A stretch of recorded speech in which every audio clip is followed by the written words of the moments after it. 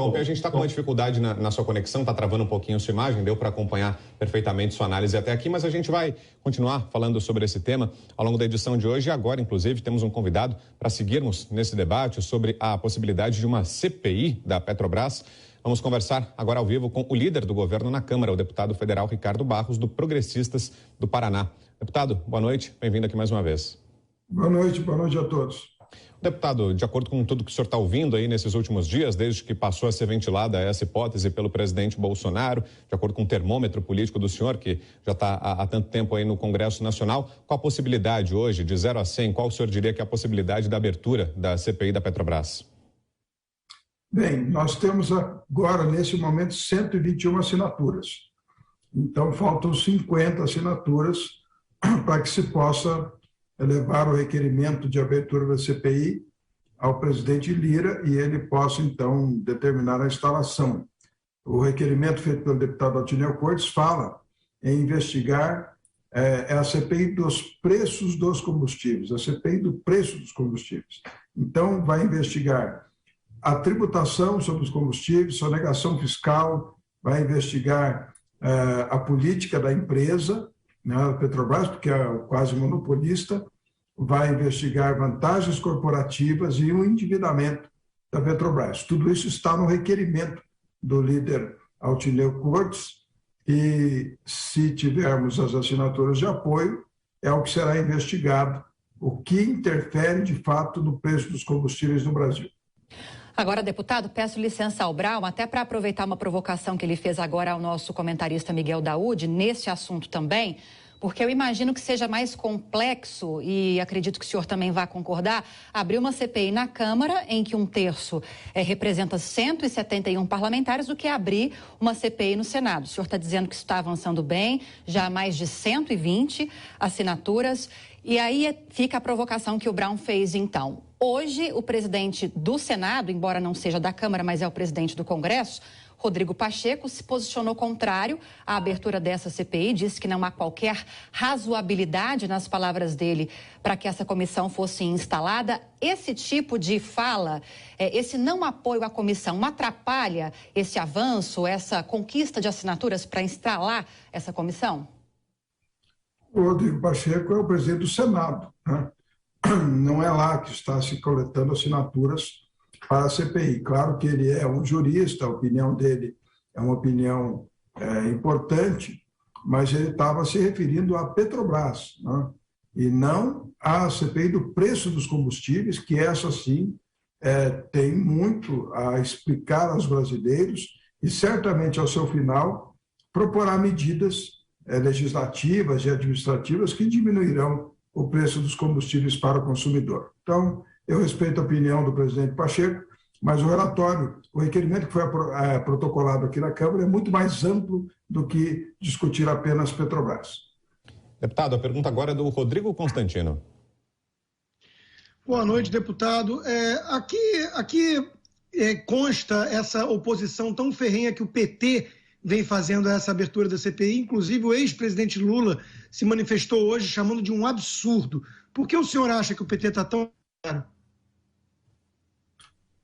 Olha, a questão que se coloca nesse momento é que, dentro do escopo que está proposto para a CPI, e quando fala do endividamento, como que o endividamento da empresa refletiu no aumento de preços, isso pode alcançar, obviamente, a gestão do Partido dos Trabalhadores. Mas não me parece que... me parece que é um tema muito amplo, muito atual. O mundo todo está tomando medidas de redução de preço de combustíveis. A Espanha está subsidiando óleo diesel, o Reino Unido eliminou tributos, os Estados Unidos também. Tem muitas medidas sendo tomadas em todo o mundo para reduzir o preço dos combustíveis. Por quê? Porque ele alimenta diretamente a inflação. Nós estamos com uma inflação mundial recorde, né, de 9% na União Europeia, nos Estados Unidos, e de 12% aqui no Brasil. Agora a sua pergunta, Ricardo Salles. Ricardo, boa noite. Nós estamos assistindo, você acabou de citar aqui as medidas internacionais, Espanha, Alemanha e outros países, não só para subsidiar o preço dos combustíveis, mas também para aumentar o consumo de carvão em relação a outras fontes alternativas de energia elétrica, por causa da guerra da Ucrânia e tudo mais. Isso nos mostra que os países ricos, quando precisam tomar medidas que sejam do seu interesse, eles colocam de lado, né, qualquer consideração ambiental ou de toda essa agenda que, por outro lado, vem sendo imposta de maneira irracional ao Brasil. Será que não seria o momento de aproveitar essa oportunidade e o Brasil avançar justamente nessa, por exemplo, alteração do regime de partilha e outras coisas que permitam que a gente faça o que tem que fazer, que é utilizar o nosso potencial de energia, inclusive a do óleo, do petróleo, e deixar essas críticas absurdas que eles mesmos não seguem lá fora para discutir num outro momento? Com certeza, o Brasil tem uma oportunidade agora de modernizar a sua relação com a Petrobras, que deixou de ser monopólio há 2 décadas, mas na prática insiste em se manter monopólio. O CAD já mandou a Petrobras vender 8 refinarias, 50% da sua capacidade de refino, para que haja concorrência no mercado, e ela só vendeu uma e insiste em protelar as decisões, mesmo tendo ofertas sobre as suas refinarias. Então, o monopólio de fato que existe da Petrobras, que não é mais de direito, ele precisa ser avaliado, se é bom ou ruim para o Brasil. Os lucros exorbitantes da empresa, a decisão de uma diretoria demitida de aumentar o óleo diesel em 14%, mesmo com lucros extraordinários, foi muito mal vista pela sociedade, foi quase, né, um insulto ao povo brasileiro, e por isso toda essa reação de CPI, de medidas que procuram enquadrar a Petrobras como uma empresa pública, estatal, e que tem que olhar para o contribuinte, para o cidadão brasileiro como seu patrão e tratar de atender os interesses do majoritário. Essa questão que se tratou, por exemplo, de medida provisória para alterar a lei das estatais, é porque o presidente Bolsonaro demite o presidente da Petrobras, mas ele não sai. Nomeia outro, mas ele não entra. E nesse interim são tomadas decisões que afetam diretamente a vida dos brasileiros e alimentam a inflação. Deputado, e além dos combustíveis, também preocupa o Congresso o aumento das tarifas de energia elétrica. A gente vai falar ainda hoje aqui no Jornal Jovem Pan do reajuste das bandeiras tarifárias da conta de luz. Vão subir bastante os valores de cada uma das bandeiras tarifárias, mas de forma geral isso tem sido objeto de preocupação também no Congresso Nacional. Afinal de contas, da mesma forma que os combustíveis pesam no orçamento, a conta de luz também, né? E estão subindo numa velocidade muito parecida, né, deputado? Sim, nós aprovamos 3 medidas legislativas agora que reduzem em torno de 20% o valor, o preço da energia, né? Então, aquele aumento dado pela ANEEL de 20%, que houveram projetos de decreto legislativo aqui para anulá-lo, será anulado por essas medidas, compensado por essas medidas.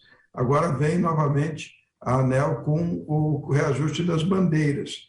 Então, é preciso ter, no nosso Brasil, uma visão da crise mundial que estamos vivendo. Nós estamos hoje com a guerra da Ucrânia e da Rússia afetando diretamente o preço de energia e petróleo, e tivemos agora, recentemente, uma pandemia que ainda estamos nos recuperando dela.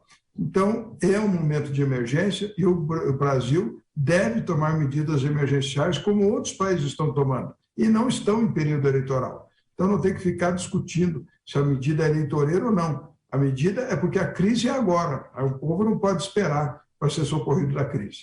Deputado, mais uma pergunta agora do Miguel Daúde. O senhor já comentou a questão da CPI. O senhor acha essa CPI oportuna nesse momento, mesmo que dê arma para questionar a política da Petrobras no governo do PT? Não pode haver questionamentos também em relação ao governo atual?